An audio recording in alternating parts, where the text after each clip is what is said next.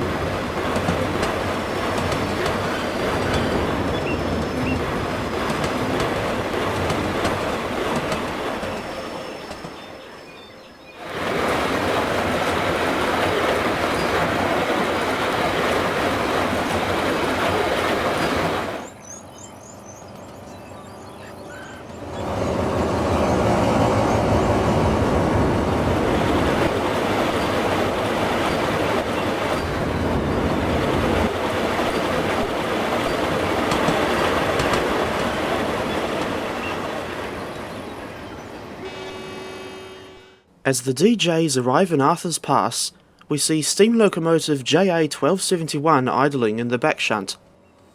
This is a locomotive that I've seen many times in real life, even getting to drive her on one of those occasions.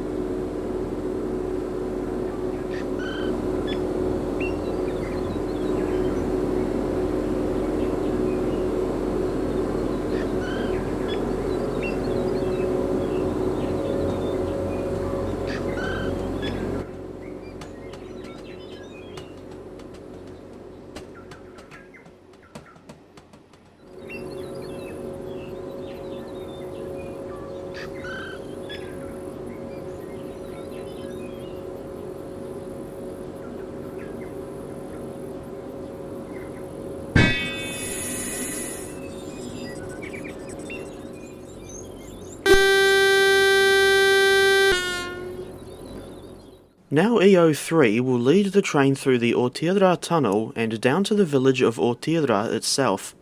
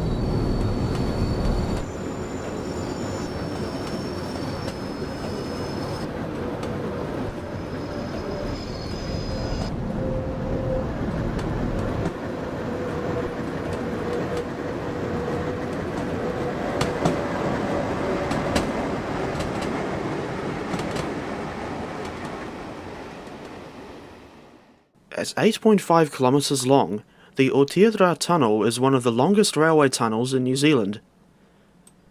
It opened 100 years ago in August 1923, completing the rail link between Christchurch and the west coast of the South Island.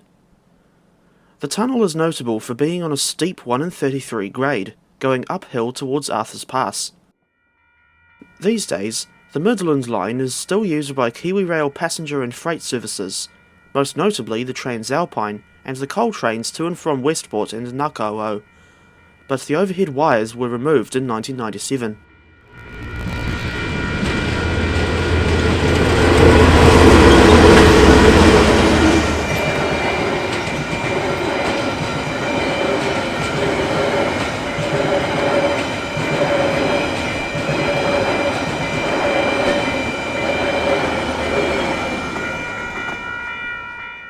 The original EO class, of which there were only 5 examples, were built in 1922 by English Electric in the city of Preston. They ran exclusively on the Otira to Arthur's Pass section for their entire working lives, not being withdrawn until 1968, when they were replaced by the Toshiba-built EA class. The EAs were later reclassified as EOs, with number 45 now being the only preserved example of this class. As for the original EOs, only one of them is preserved. The sole survivor is EO3, and like EO45, she is based at the Ferrymead Railway in Christchurch. This line is right next to the Christchurch to Lyttelton route. Between 1929 and 1970, was electrified on the same 1500 volt DC system as Otira to Arthur's Pass.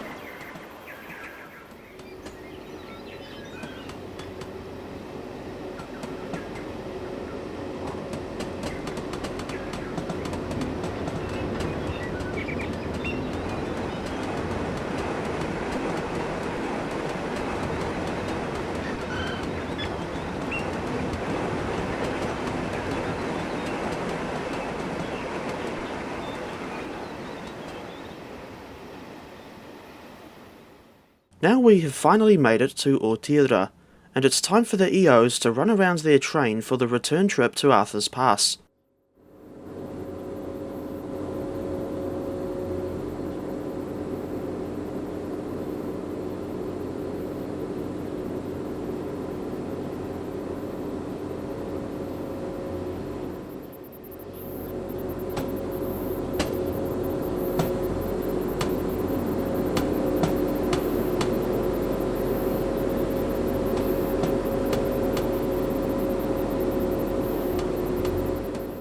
That's EOs 2 and 5 parked outside their shed as the excursion heads back towards Arthur's Pass.